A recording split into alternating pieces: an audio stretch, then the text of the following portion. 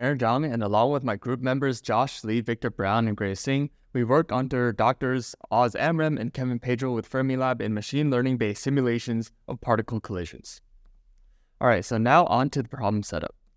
For decades, physicists have experimented in looking within the basic elements of atoms to understand the fundamental nature of the universe, leading to the standard model that theorizes what makes up our basic particles and their interactions. The invention of particle accelerators have allowed researchers to make huge advancements in this field of study and test the standard model, which is the overarching goal of particle physics. Now let's take a deeper look into real-world particle colliders. Particle colliders are collision chambers surrounded by layers of sensors. After colliding particles at very high speeds, sensors record measurements on deposited energy and some directionality of flying particles. Calorimeters are the sensors that pick up the most energy over time. In another approach, physicists computationally build simulations of collider particle showers, simulating the deposited energies and some directionality as detected in calorimeters based on current knowledge from the standard model theory. Any significant differences between these simulation outputs and experimental collider data can highlight gaps within the standard model theory. Physicists can then update simulations based on new theories to match the phenomena from experimental data. The most current example of this in action is the discovery of the Higgs boson in the right side image. The biggest limitation of the current methodology is that Monte Carlo-based simulations use up the vast majority of computational resources.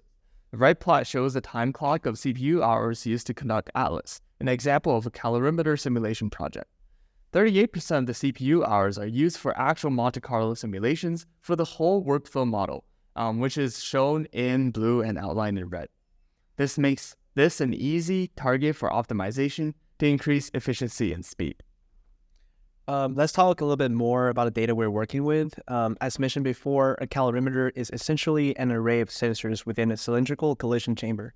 We can divide this into a series of 3D slices, which are each circular as seen in the bottom right. You notice there are these little rectangles. Each rectangle is essentially a chunk of 3D space, which has one sensor responsible for it. The colors here are indicating how much energy the sensor has detected. The brighter the color, the more energy detected. So when we're saying we're simulating these energy showers, what we really mean is we're generating a series of these circular images, which each show the distribution of energy detected. And then we can stack them all on top of each other to recreate the full calorimeter. Now let's move on to the autoencoders. So autoencoders are an important part because it produces results that we can use as inputs for latent diffusion. An autoencoder is a neural network used to learn encodings of unlabeled data. So what does that mean? Well, you can kind of see the general idea in the image. There is an encoding step that reduces the dimensionality of the input data to latent or compressed representation, and a decoding step that recreates the input data from the latent representation. Now let's move on to another important aspect about autoencoders, which is the trade-off between accuracy and compression. An ideal autoencoder could encode some data perfectly down to a very small, low-dimensional latent representation. However, the problem is the more you encode and the more you compress some set of data, the harder it is to reconstruct the data. And that is exactly the trade-off between the accuracy of the reconstruction and compression. Here are the results for autoencoder evaluation. What we really want to do is to pick a set of hyperparameters for our autoencoder that maximizes the compression factor while also maximizing the reconstructability of the data. So here in these graphs, we have some autoencoder evaluation results. Each of these points is a different hyperparameter configuration, and FPD on the y-axis stands for Fréchet physics distance, is basically a metric for reconstructability. It just means the distance between our generated distribution and the target distribution, and of course, we want lower FPDs. Then we have compression factor at the bottom. Higher is better because we want more compression. Now you can see some red circles on the left. Those are the three models we selected for latent diffusion training for dataset 1. And why did we select those? Well, again, this is a trade-off. So basically, because that is the best, these models give the best reconstructability that we can get while still having decent compression. All right, so now let's get to our latent diffusion approach. So the task we've been given is starting with some information about a particle, specifically what kind of particle it is and its initial energy entering the calorimeter, and we want to be able to understand and simulate what the resulting energy shower looks like. And this can be kind of retooled as a generative task Specifically, starting with those initial conditions, we can generate what the simulated shower will look like. Now, some of the best generative models on the market are diffusion models, and a trained one, as you can see at the bottom, starts with an image of completely random noise and iteratively denoises it to an image that matches the initial distribution that the model was trained on, in this context, cute dogs. There's already been work showing that trained diffusion models on these energy showers can simulate and generate very accurate energy showers for application, but the downside is this generation process is still too slow, which is where latent diffusion comes in. Okay, so let's talk a bit about inference with diffusion versus latent diffusion. So once we have one of these trained diffusion models, we can generate these circular images at the top there, and then iteratively denoise from a noisy image on the far left to our properly denoised image of what our shower should look like on the right. But this process can be very slow, specifically because the images we're working with are very high resolution. And as you can kind of see here, there are potentially thousands of these sensors within a calorimeter. And so it can be a slow process. And to speed it up, we're going to use what's called latent diffusion.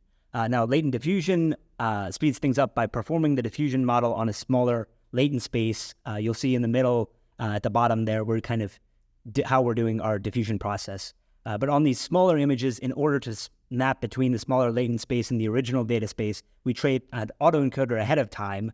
And then this autoencoder allows us to take the original and code it into a smaller image, do the diffusion process rapidly on it, decode it, and then get our final output, which should look something like the data that was encoded, right?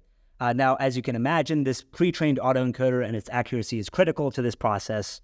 All right, so here are some performance metrics for our latent diffusion pipeline from this quarter, actually from this week.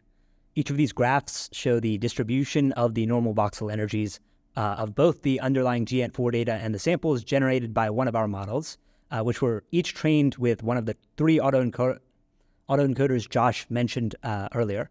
So the good news is that the amount of time the latent diffusion model takes per inference or sample generation is significantly lower than classic diffusion, but the bad news is that our best model currently is about 30 times less accurate than the original classic diffusion model.